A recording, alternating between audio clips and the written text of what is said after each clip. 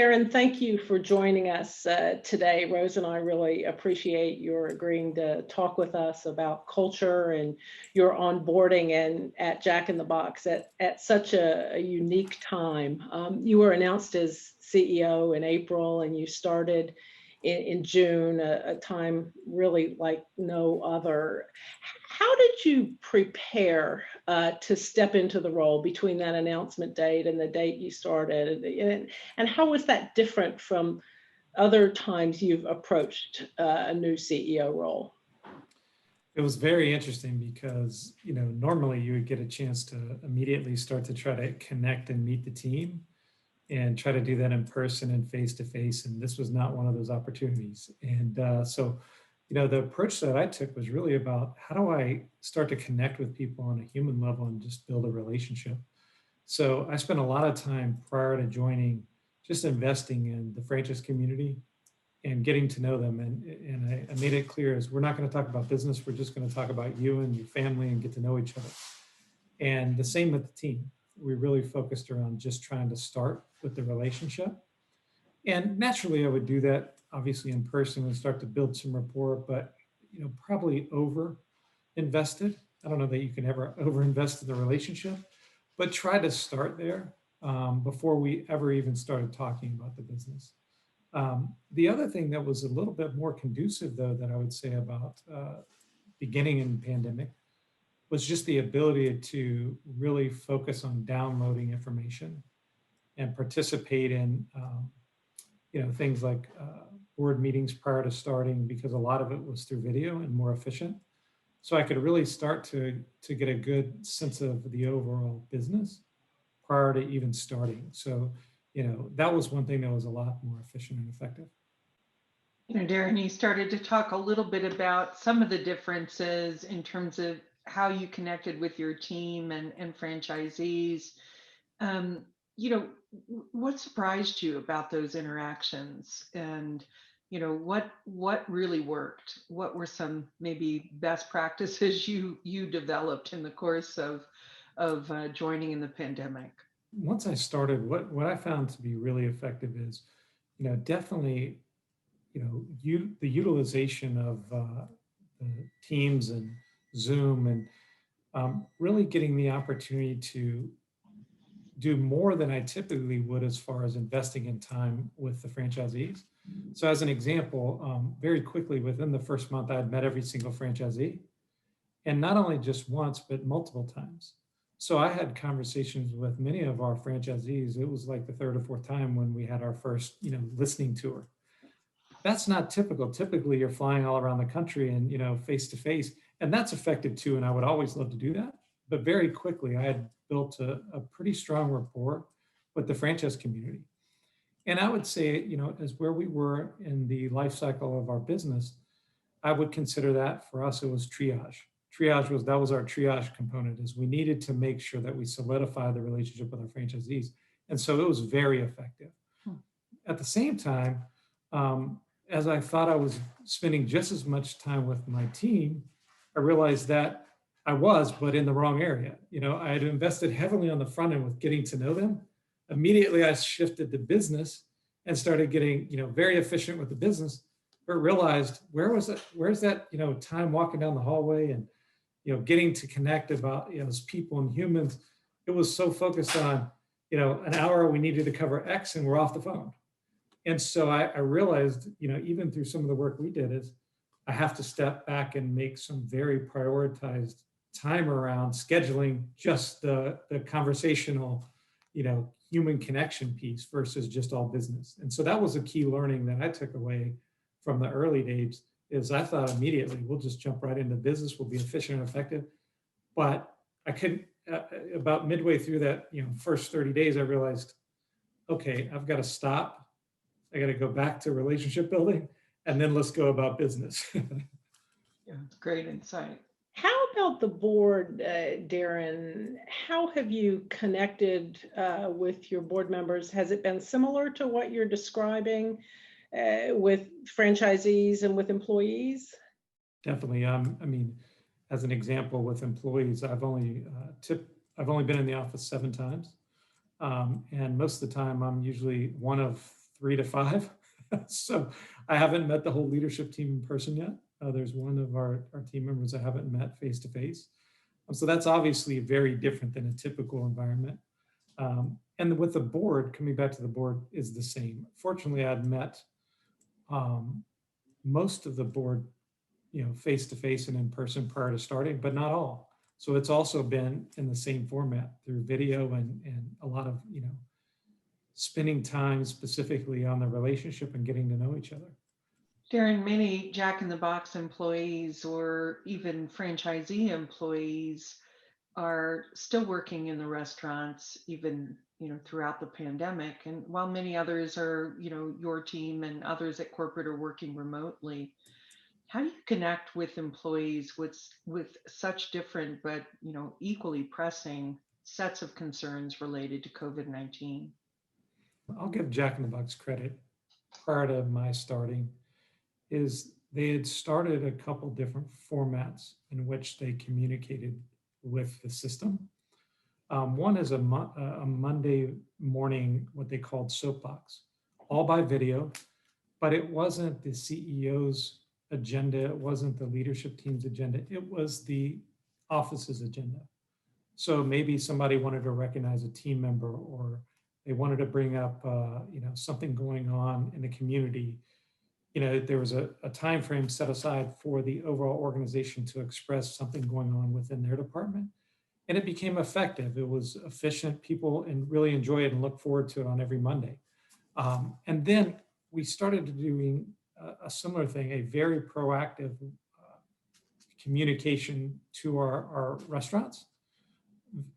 First and foremost about safety, because we didn't want them to lose the idea that we're sitting here in the corporate office and we're not coming to the office every day, and we don't want to risk getting COVID amongst ourselves, but we're happy for you to go to our restaurants and meet with each other and meet with guests.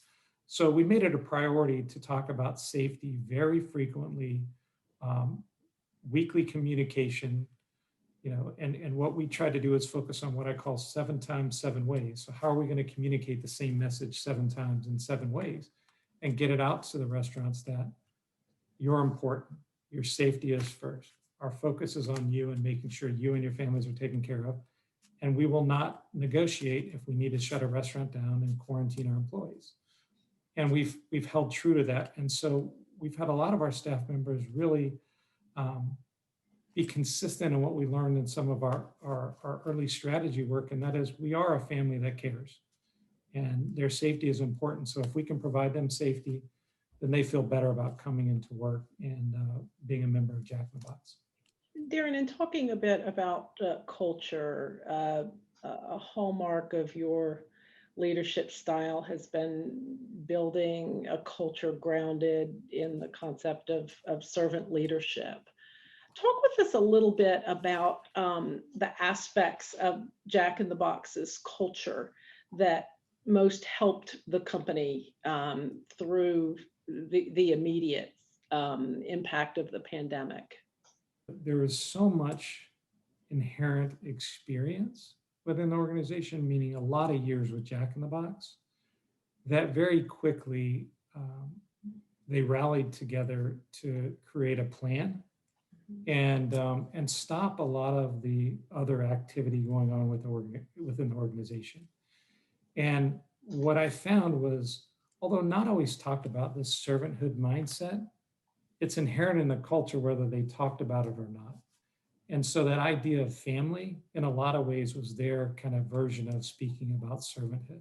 We're going to take care of our own. So how do we put our needs aside and focus on our restaurant employees, our franchisees? And despite even, we were in the middle of a franchise lawsuit where we weren't talking with our franchisees, so the fact that they said, stop, we're going to communicate more frequently. We're going to make sure that our people are taken care of and our franchisees and employees are taken care of was a key aspect of, kind of that servanthood, style coming through. So Darin, we've seen culture really impacting resilience through the pandemic. We've also seen the pandemic influencing cultures. So which new aspects of the culture that have been institutionalized through the pandemic will you need to continue to foster and develop while remaining remote? I think we've had a lot of conversation about something we learned in our culture study, which is this is an organization that is very resilient, and it's a benefit, but we also need to take the time to acknowledge it and make sure the team knows we're aware that they've been through a lot, whether it's the pandemic, what's going on within their families, their children, to the fact that the company went through selling off Qdoba years ago, to securitization, to a battle with franchisees, and a lot of leadership changes. And so anytime an organization goes through that much change, people are starting to feel weary about it. And so we've just openly said, let's be transparent. We understand and acknowledge the fact that the organization's been through a lot, but despite that, it's almost like the Stockdale paradox. Look how well your business has performed despite all the challenges. And so can you imagine if we all align around a purpose and a future that is exciting with growth inherent in it, what it could mean? And so despite all those things, you've done a great job in making sure that we've affirmed the organization and acknowledged what they've been through so that we can move forward. Yeah, many organizations, Darin, are going to need to find that resilience as we're seeing the trend towards more and more remote workforces or even hybrid workforces. What advice do you have in terms of aspects of the culture that you're working to foster, but that you think organizations that want to maintain resilience will need? Yeah, I think I even found this in a lot of the work that we did with the team and trying to kind of peel back the layers of how will we be effective at working together. And I think what I found was that although I thought I was being affirming and I thought I was acknowledging kind of what the team had been through, even the leadership team, I immediately came in with, I'm new, I have a vision that I want to take the company on, come along with me. And not realizing that I hadn't affirmed them and saying, I realize you've had a tough couple of years. And I realized that as a leadership team, your franchisees, you were in a different camp in a different time where you didn't necessarily want to align with them because you were frustrated with the way the last 2 years had went. So I had to even step back myself and readjust, as I mentioned, and say, how do I invest that personal time? But also, how do I make sure that they feel good, that I believe in them? I believe in that they have the right mentality about the business so that we could move forward as one.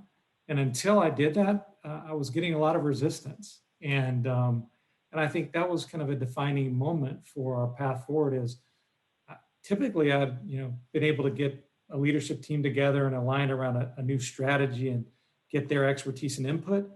But I was finding a lot of resistance by until you acknowledge that we're pretty good on our own without you before you even got here. And we were on a mission before you even showed up. And that was, we weren't necessarily aligned with our franchisees. So why should we go on this new journey? And that was really a defining moment when I finally stepped back and said, okay, wait a second. I haven't brought them along in this journey where I want to take it because I haven't first listened at a level that was more in depth and intent than I thought I had. I'd listened about the business, but I hadn't heard what are they really feeling behind what they're sharing with me. And once I started to get a feel for that, is they just wanted to be appreciated. And so I say all that to lead to kind of the outcome of a lot of the work we did is about how do we create this appreciation rich culture that acknowledges and affirms our employees for the great things that they bring to the table every day and recognize them for those days when they are creating that caring family fun culture and appreciate that when we see it coming to life. So that then, ultimately the outcome will be great results. And we're seeing the combination of those things start to happen because people are now doing a lot more things. And one of the things that is an output of that is the style of servanthood or authenticity or transparency. I'm learning a lot more about the culture now very quickly than I did in those first early days because people are letting their walls down and just saying, hey, this is not good.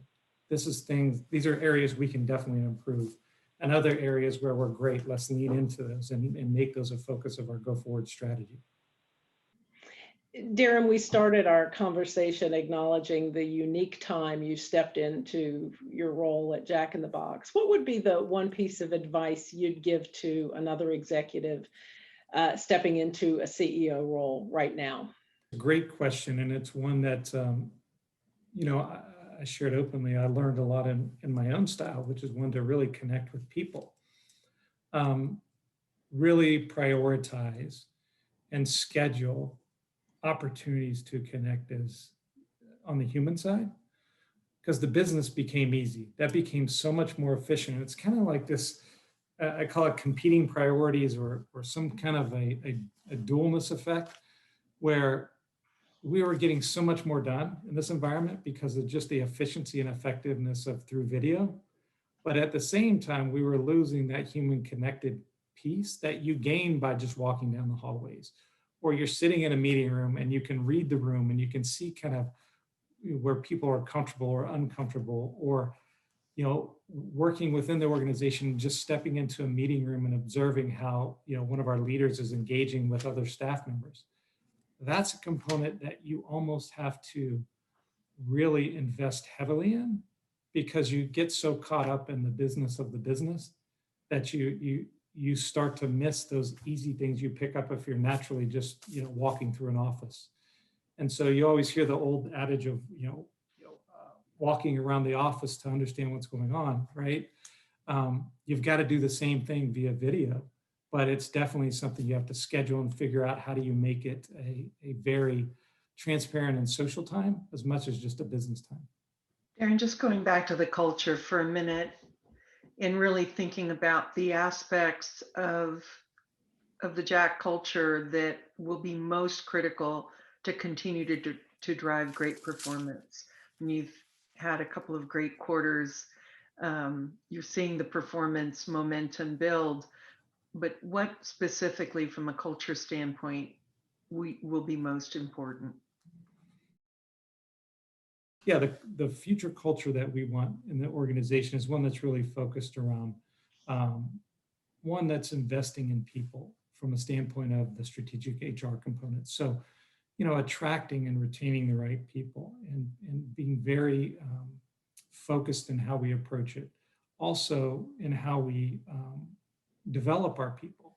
We've already spent a lot of time in these early days assessing our leadership team, kind of going to the next layer in the organization, and really trying to understand what unique strengths do they bring to the organization that we can leverage in our strategy.